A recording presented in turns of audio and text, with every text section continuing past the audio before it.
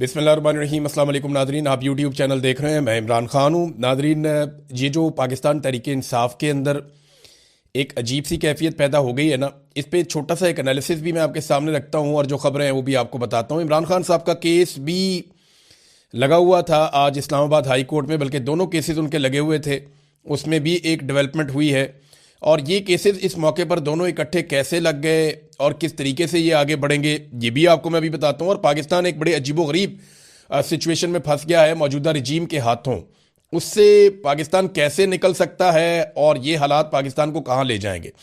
Number एक तो ये है कि इमरान खान साहब की बहनों पर भी तनकीद शुरू कर दी गई है। कुछ दबे लफ्ज़ों में करता है, कोई खुले लफ्ज़ों में करता है, कुछ आर्टिकल उनके खिलाफ लिखवाए जा रहे हैं, कुछ उन्हें डिक्टेटर करार दिया जा रहा है। देखिए, इमरान खान साहब की जो बहनें हैं वो सिर्फ अपने भाई के लिए जाती हैं हर जगह पे। ये बात सबको अंडरस्टैंड करनी पड़ेगी। उनका पॉलिटिक्स है, वो दे डैम केयर कि जनाब ये जो पॉलिटिकल पार्टी है पीटीआई, वो क्या करती है क्या नहीं करती। उनके दिमाग में ये है कि हमारा भाई बाहर निकलना चाहिए, उसके लिए वो किसी से भी लड़ाई कर लेती हैं। इमरान खान साहब जो भी उन्हें कहते थे, अब वो बजाय ये सोचे कि इसके नताइज क्या होंगे, वो बाहर आके बोल देती थी। देखिए ना, अगर हलीमा खानम और बाकी लोग पॉलिटिकल होते जैसे बाकी पॉलिटिकल लोग सोचते हैं तो वो बाहर आकर अल्फाज को तब्दील कर लेते। लेकिन जो इमरान खान ने कहा, उन्होंने बाहर आकर बिल्कुल वैसे ही वो बात की और पार्टी के लोगों ने शायद उस तरह से बात नहीं की। तो अब सूरत ये पैदा हो गई है कि वो खुलकर कह रही हैं कि पाकिस्तान तहरीक इंसाफ जो कर सकती थी वो उन्होंने नहीं किया, और ये बात पाकिस्तान का सोशल मीडिया भी कह रहा है। इमरान खान साहब की पॉलिटिकल पार्टी जो है, उसकी वो स्ट्रेंथ जो वो शो कर सकती थी, जितने बड़े पैमाने पे लोगों ने उनका साथ दिया, जितने बड़े पैमाने पे लोग उनके साथ खड़े हुए, उस तरीके से वो काम कर नहीं पाए। और इसके लिए अगर मैं कहूं कि सबसे बड़ा कसूरवार कौन है, तो सबसे बड़ी गलती हुई गंडापुर साहब से। गंडापुर साहब को एतमाद भी मिला, मौका भी मिला, लोग भी बहुत बड़ी तादाद में उनके साथ चले, लेकिन गंडापुर साहब ने 2 मरतबा ऐसा किया कि पाकिस्तान तहरीक इंसाफ के अंदर जो एक तहरीक चलाने की कैपेसिटी थी वो बहुत बुरी तरह मुतासर हुई। अभी बार बार कोशिश करने के बावजूद तहरीक इंसाफ वो कैपेसिटी उस तरीके से दोबारा बढ़ा नहीं पाई। हाँ, एक मोमेंटम बनाया सुहेल अफरीदी ने और वो कुछ और चीज़ें करने की बात कर रहे हैं, लेकिन क्या ये हो पाएगा। एक तरफ इमरान खान साहब की बहनों के ऊपर तनकीद जो है वो शदीद हो गई है, वो तेज़ हो रही है, और पार्टी के जो ज़राए हैं वो ये कहते हैं, जो इंटरनल मीटिंग्स हो रही हैं उनमें यह तय किया गया कि इमरान खान साहब को मुज़ाकरात के जरिए बाहर लाया जाए, सड़कें कोई ऑप्शन नहीं है। अब एक सवाल ये पैदा होता है कि अगर ये मुज़ाकरात करते हैं हुकूमत के साथ, तो किन शराइत के ऊपर मुज़ाकरात करेंगे। देखिए, मुज़ाकरात जब भी करने हैं तो शराइत तो इमरान खान साहब की है, और उनकी जो आखिरी 3-4 शराइत है वो मैं आपके सामने रख देता हूं। एक, वो पहले ये कहते थे कि आप मैंडेट वापस करें, अब वो ये कहते हैं कि पाकिस्तान में नया इलेक्शन करवाएं। दूसरा, वो ये कहते हैं कि 26 नवंबर और 9 मई के हवाले से आप जुडिशल इंक्वायरी करवाएं, सीसीटीवी फुटेज निकालें और बताएं कि किसने ये कत्लेआम करवाया, इन चीज़ों को आप चेक करें। तो ये इतने सख्त मुतालबात हैं। और एक, वो ये कहते हैं कि जितने लोग बेगुनाह जेलों में कैद हैं उन सब लोगों को रिहा भी किया जाए। फिर वो अदालतों की बात करते हैं, आइन की बात करते हैं। चलें, ये तो बात की चीज़ें हैं, लेकिन इन शराइत के ऊपर क्या हुकूमत मान जाएगी कि फ्री एंड फेयर इलेक्शन करवा दिया जाए?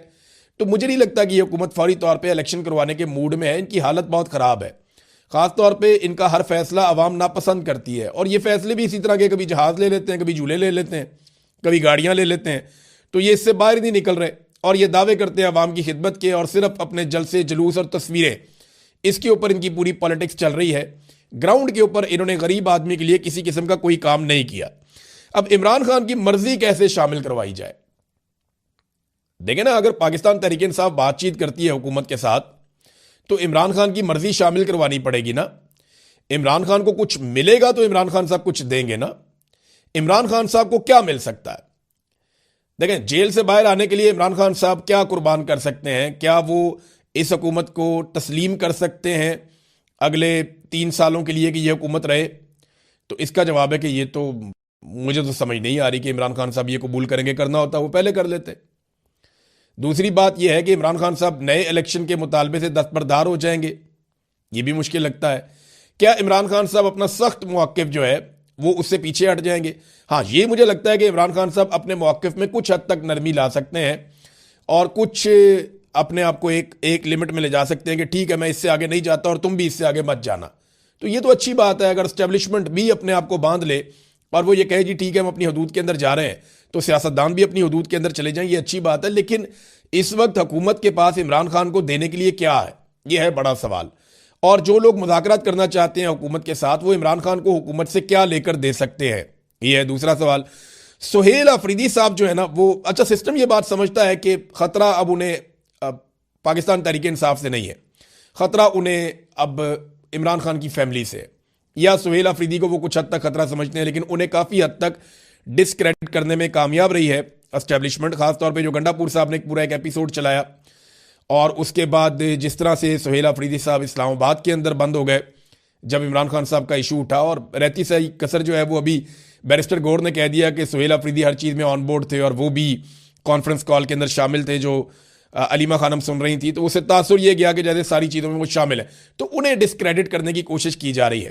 देखिए सुहेल अफरीदी के पास अब बचा क्या है। इमरान खान साहब का जो आखिरी उनके लिए पैगाम था सुहेल अफरीदी के लिए, वो ये था कि स्ट्रीट मूवमेंट की तैयारी करो। उसके बाद इमरान खान साहब ने उन्हें कोई पैगाम नहीं दिया, और स्ट्रीट मूवमेंट की तैयारी अभी तक तो सिफर है। हाँ, ये कि मोमेंटम बनाया, जलसे जुलूस किए उन्होंने, वो तो इमरान खान का नाम लेकर आप जहाँ भी पाकिस्तान में जाएंगे, जो भी वज़ीर आला होगा वहाँ लोग निकल आएंगे, लेकिन स्ट्रीट मूवमेंट के लिए जो टेक्निकल तैयारियां हैं वो अभी तक नहीं की। और अब वो कहते हैं जी वो एक तैयारी करने जा रहे हैं, उसके लिए भी उन्हें काफ़ी रुकावटों का सामना करना पड़ेगा। देखिए सुहेल अफरीदी को ये देखना पड़ेगा कि ये जो पुराने तजर्बाकार सियासतदान हैं, ये उनको अपनी तरह का बना लेंगे थोड़े अरसे में, और उनका इमेज भी इनकी तरह का ही बन जाएगा। अब उन्होंने ये सोचना है कि वो इमरान खान के नज़रिए के मुताबिक पब्लिक के साथ खड़े होंगे, या एस्टेब्लिशमेंट के नज़रिए के मुताबिक अपने पुराने और तजर्बाकार सियासतदान साथियों के साथ खड़े होंगे, या इसके बीच में कोई बैलेंस क्रिएट करने की कोशिश करेंगे। ये आपको आहिस्ता आहिस्ता साथ साथ पता चलता जाएगा। अब आ जाए इमरान खान साहब के केसेस की तरफ, तो एक केस जो लगा हुआ था हाई कोर्ट में अलकादर यूनिवर्सिटी वाला, उसमें 11 मार्च की तारीख दे देगी। अब देखिए कितनी लंबी तारीख दी है, जरा इसका टाइमलाइन तो चेक करें ना, ये केसेस कब से इमरान खान साहब ने दायर किए हुए हैं और कितनी लंबी लंबी तारीखें दी जाती हैं। ये देखें जनाब, ये इमरान खान साहब के खिलाफ जो फैसला है वो आया था 17 जनवरी को पिछले साल, और उसके बाद 15 मई को जनाब मुकर्रर किया गया अपील के लिए, फिर जनाब नोटिस कर दिए गए, फिर 5 जून को नैब ने मजीद वक्त मांग लिया, फिर 11 जून को जो बेंच था वो दस्तयाब ही नहीं था, फिर 26 जून को नैब के नए प्रोसिक्यूटर ने 4 हफ्ते का वक्त मांग लिया था, फिर 26 सितंबर तक ये केस नहीं लगा, फिर प्रोसिक्यूटर की तबीयत खराब हो गई, फिर 16 अक्टूबर को बेंच ही दस्तयाब नहीं था कि जनाब केस नहीं लग सकता अब, फिर 4 नवंबर को बुशरा बीबी ने दरखास्त दायर की, वो आज तक लगी नहीं, फिर 14 फरवरी को इन्होंने कहा जी कि जल्द समाअत हमारी की जाए, दरखास्त दायर की गई, और जनाब ये आज के दिन के लिए मुकर्रर थी, और अब 11 मार्च दोबारा दे दी गई है। और दूसरा जो मामला है उसके अंदर एतराज़ात लगा दिए गए हाई कोर्ट में रजिस्ट्रार की। एतराज़ क्या है जी, ये ज़ेर ज़बर की गलती है, ये नुक्ता यहाँ क्यों नहीं लगा, ये चीज़ यहाँ क्यों नहीं लिखी, ये ऊपर आपने फ्लैग क्यों नहीं लगाए हुए, तो बड़े अजीबोगरीब किस्म के एतराज़ात लगा दिए गए जो नॉर्मली इस किस्म के केसेस में नहीं लगाए जाते। इसके ऊपर बात भी हुई अदालत के अंदर, लेकिन जज साहब जो वहाँ पे थे उन्होंने कहा नहीं जी आप इसको दूर कर ले, 1 हफ्ते का टाइम मेरे ख्याल में वहाँ पे भी दे दिया है। तो ये सिर्फ ट्रक की बत्ती है और कुछ नहीं है जो बज़ाहिर मुझे दिखाई देता है। इन केसेस में ऐसे इमरान खान साहब को छोड़ दिया जाएगा मुझे नहीं लगता। मुझे ये लगता है कि शायद ये एक उम्मीद पैदा कर देते हैं, जब भी कभी कोई तहरीक चलने वाली होती है या पाकिस्तान तहरीक इंसाफ कोई मोमेंटम अवामी बनाने की कोशिश करती है, तो ये एक उम्मीद पैदा करते हैं, कभी मुज़ाकरात शुरू कर देते हैं, कभी ये अदालतों के अंदर थोड़ा सा हिलजुल पैदा कर देते हैं ताकि अगर कोई तहरीक चलनी है तो वो तहरीक ना चल पाए। ये ऐसा दिखाई देता है। यास्मीन राशिद साहिबा ने एक खत लिखा चीफ जस्टिस ऑफ पाकिस्तान को, और उन्होंने बहुत सारे हकायक बताए। उन्होंने कहा जी जब नवाज शरीफ जेल में बीमार हुए तो हम उन्हें अस्पताल लेकर आए थे, और हमने नवाज शरीफ को यह ऑफर किया था कि वो अपने पसंदीदा डॉक्टरों के नाम बताएं, हम उनसे मियाँ नवाज शरीफ साहब का इलाज करवाएंगे। फिर जो डॉक्टर अदनान थे वो हर वक्त मियाँ साहब के साथ रहते थे। फिर फैमिली को भी फ्री एक्सेस दी गई थी, मियाँ साहब को हर तरह से फैसिलिटेट किया गया था, लगातार उनकी मुलाकातें चल रही थी। फिर डॉक्टर अदनान डॉक्टर्स की तमाम बोर्ड मीटिंग्स के अंदर भी बैठते थे जो नवाज शरीफ के अपने डॉक्टर थे। तो यास्मीन राशिद साहिबा ने काफ़ी सूरत हाल बता के शर्म दिलाने की कोशिश की अदालत को। चीफ जस्टिस ऑफ पाकिस्तान को उन्होंने एक ख़त लिखा। देखना यह है कि अदालत जागती है या नहीं जागती, क्योंकि इमरान खान के साथ तो सरीहन एक ज्यादती हो रही है और लगातार वो ज्यादती उनके साथ करते चले जा रहे हैं। नादरीन, एक और खबर है, ये बरतानिया से आई है। बरतानिया के पार्लियामेंटेरियंस ने पाकिस्तान को जो एड दी जाती है, जो इमदाद दी जाती है, उसके हवाले से आवाज़ उठा दी है कि जो पाकिस्तान को इमदाद दी जाती है उसको मशरूत किया जाए, उस पर नज़रसानी की जाए कि पाकिस्तान में जमहूरियत और इंसानी हकूक़ की पामालियाँ हो रही हैं और उनका खात्मा यकीनी बनाया जाए, और उसके साथ इसको मशरूत किया जाए। बरतानवी वजीर जो है उन्होंने कहा कि हम ये वादे करते हैं कि पाकिस्तान को अपने मुल्क में बुनियादी इंसानी आज़ादी को इज्जत देना होगी, फेयर ट्रायल का हक देना होगा, मेडिकल ट्रीटमेंट देना होगी, जैसे ये हर इंसान का हक है वैसे ही ये इमरान खान का भी हक है। ह्यूमन राइट्स आइन और बैन अल-अक़वामी कवानीन का एहतराम होना चाहिए। ये बरतानिया की पार्लियामान के अंदर आवाज़ उठ रही है। फिर इमरान खान को इसलिए जेल में डाला गया है क्योंकि वो इलेक्शन जीत गए थे और अभी भी वो इलेक्शन जीत सकते हैं। जमहूरियत इसी सूरत में मुस्तहकम होगी जब वहां पे नए इंतखाबात होंगे। तो नए इंतखाबात का एक मुतालबा भी वहां से सामने आया।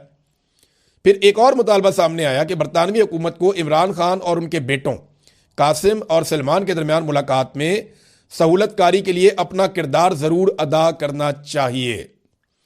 तो नाज़रीन, ये है सूरत हाल। इमरान खान की बहन ने कहा, लीमा खानम ने, कि जिस तरह से इमरान खान साहब की आंख खराब हुई है, बहुत सारे डॉक्टरों ने हमसे रब्ता किया है और उन्होंने हमें बताया कि इसकी एक वजह यह भी हो सकती है कि इमरान खान साहब को स्लो पॉइजनिंग की जा रही है, यानी उनको रफ्ता रफ्ता जहर दिया जा रहा है। इसलिए अब हम इमरान खान का ज़ाती मुआलिज और फैमिली की मौजूदगी में एक काबिल ज़िक्र अस्पताल जो है शिफा इंटरनेशनल अस्पताल, वहाँ से मुकम्मल मुआयना करवाना चाहते हैं। ये जनाब इमरान खान साहब की फैमिली की दरख्वास्त है जिसके ऊपर बिल्कुल अमल दरामद नहीं किया जा रहा, इसको सुना नहीं जा रहा। अब नाज़रीन आ जाए पाकिस्तान की एक और जो इकनॉमिक सूरत हाल है उसके ऊपर एक बड़ी अलार्मिंग चीज़ सामने आई है और IMF ने एक मुतालबा भी किया है। IMF ने यह मुतालबा किया है कि UAE से जो पाकिस्तान ने $2 अरब लिए हुए हैं, कर्जा लेकर रखा हुआ है अपने कौमी खजाने में, उसको कम से कम 1 साल के लिए रोल ओवर करवाया जाए और वो कर्जा कम से कम 1 साल तक UAE को पाकिस्तान वापस ना करे। और ये जो वफद है इन्होंने बताया जी कि ये जायजा वफद है। इन्होंने कहा जी कि UAE का $2 अरब डिपॉजिट 1 साल के लिए रोल ओवर ना होने पर बड़े हालात ख़राब हो सकते हैं और पाकिस्तान के लिए मुश्किलात पैदा हो जाएंगी। पाकिस्तान ने यकीन दहानी करवाई है कि हम करवा लेंगे। देखिए, UAE ने $2 अरब का जो कर्जा है उसको पहले 1 महीने के लिए और फिर 13 फरवरी को 2 महीने के लिए रोल ओवर किया था। पाकिस्तान ये कोशिश करेगा कि कम से कम 1 साल का टाइम मजीद मिल जाए।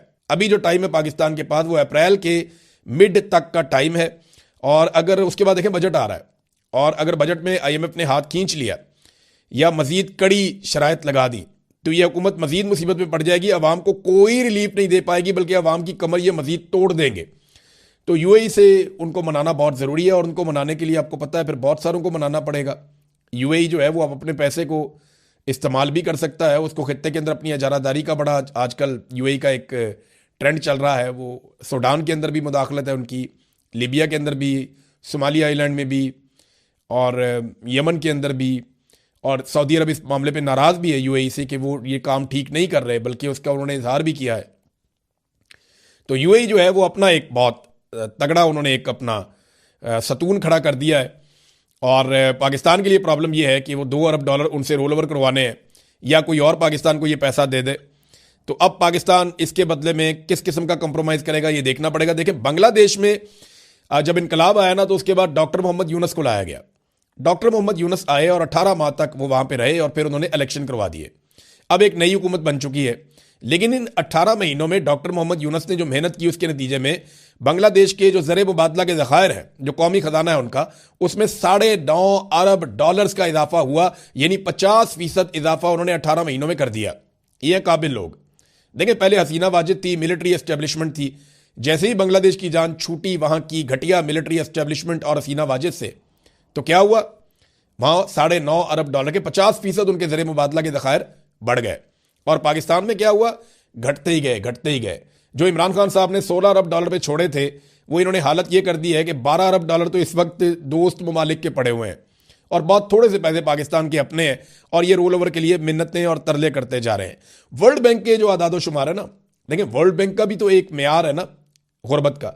तो वर्ल्ड बैंक का जो म्यार है, अगर उसके मुताबिक आप ये देखें कि पाकिस्तान में कितने लोग गुर्बत की लकीर से नीचे जिंदगी गुजार रहे हैं, तो आप हैरान हो जाएंगे। लगभग आधे से ज्यादा लोग, यानी कुछ इकोनॉमिस्ट तो ये कहते हैं कि 60% पाकिस्तानी गुर्बत की लकीर से नीचे जिंदगी गुजार रहे हैं। अगर आप वर्ल्ड बैंक के बनाए हुए म्यार के मुताबिक देखें तो 60% पाकिस्तानी गुर्बत की लकीर से नीचे जा चुके हैं। नाज़रीन, जहाज वाली जो कहानी है जो बड़ी सुबकी का बायस बनी पंजाब हुकूमत के लिए, मिनिस्टर ने बहुत झूठ बोला, तो बिलाखिर इंफॉर्मेशन मिनिस्टर ने काफ़ी झूठ बोलने के बाद सच बोल दिया और यह करार दे दिया कि जहाज मरियम नवाज का है और साथ ही ताना दे दिया बिलावल को कि अगर बिलावल सिंध हुकूमत के जहाज में इधर उधर फिर सकता है तो फिर मरियम नवाज या पंजाब हुकूमत जहाज क्यों नहीं ले सकती, तो मरियम की भी मर्जी है। देखें, अब ये तो बिलावल के साथ भी ज्यादती है। अगर मरियम नवाज की बेटी है तो बिलावल आसिफ जरदारी का बेटा है, तो फिर बिलावल को भी गल्फ स्ट्रीम का जहाज लेना चाहिए, उसे भी इसी तरह का एक लग्जरी जहाज चाहिए। वैसे इंडिया के किसी वजीर आला के पास या हुक्मरान के पास गल्फ स्ट्रीम का जहाज नहीं है, हालांकि पाकिस्तान से बहुत बड़ी इकॉनमी है वो, लेकिन उनके हुक्मरान इतने अय्याश नहीं है जितने पाकिस्तान के हुक्मरान अय्याश हैं। नाजरीन, मोदी का जो दौरा है उस पर थोड़ी सी बात कर लेते हैं हम जाते जाते, क्योंकि ईरान के ऊपर अटैक बहुत करीब आता जा रहा है। जिनेवा के अंदर जो मुज़ाकरात हुए हैं उसके बावजूद धमकियां अमेरिका की जारी हैं, वो फुल दबाव ईरान के ऊपर डाल रहे हैं कि बहुत बड़ी जंग आप पे मुसल्लत कर दी जाएगी और ईरान में रजीम तब्दील कर दिया जाएगा। ईरान जंग से अवॉइड करना चाहता है, लेकिन जंग उसके ऊपर मुसल्लत हो चुकी है ऑलमोस्ट। या तो उन्हें अमेरिका की सारी शराइत माननी पड़ेगी या फिर उन्हें जंग के लिए तैयार रहना पड़ेगा। अब नरेंद्र मोदी ने दौरा किया है इजराइल का, और इतने पुरजोश हैं नरेंद्र मोदी के, उन्होंने कोई 1 दर्जन ट्वीट कर दिए इस दौरे को लेकर, बार बार ट्वीट। और ये एक बड़ा जबरदस्त ताल्लुक है इसराइल का और भारत का, ये पाकिस्तान के खिलाफ भी कई मरतबा इस्तेमाल हुआ है। देखिए, पाकिस्तान ने डोनाल्ड ट्रंप तक जाने के लिए मोहम्मद बिन सलमान के लिंक को इस्तेमाल किया था। और एक बात मैं आपको बता दूं कि पाकिस्तान के सऊदी अरब के साथ शानदार ताल्लुकात हैं, बेहतरीन ताल्लुकात हैं, लेकिन मौजूदा हुक्मरानों से जो इस वक्त रजीम है पाकिस्तान में, उनसे इस वक्त की सऊदी हुकूमत कुछ ज्यादा खुश नहीं है। ये मैं आपको आज कह रहा हूं ना, ये मुस्तकबिल में साबित हो जाएगा। आप सबको बहुत अजीब लगेगा, लेकिन आप पिछले चंद दौरे उठाकर देख लें, आपको कुछ चीज नजर आएगी। बस आप गौर करते जाएं, कुछ दिनों में आपको बहुत सारी चीजें नजर आएंगी। मैं ज्यादा कहना नहीं चाहता क्योंकि दो मुल्कों के ताल्लुकात का मामला है, तो पाकिस्तान और सऊदी अरब के ताल्लुकात तो शानदार है, वो हमेशा रहेंगे। लेकिन इस वक्त के सऊदी हुक्मरान, पाकिस्तान के मौजूदा हुक्मरान जिनमें एस्टेब्लिशमेंट भी शामिल है, उनसे कुछ ज्यादा खुश नहीं है और वहां पे एक सर्द मोहरी देखने में आ रही है। बहरहाल, हमने जब पाकिस्तानी एस्टेब्लिशमेंट ने, आसिम मुनीर ने, शहबाज शरीफ ने ताल्लुक बनाना था डोनाल्ड ट्रंप से, तो मोहम्मद बिन सलमान के लिंक से ये लोग आगे बढ़ते हैं।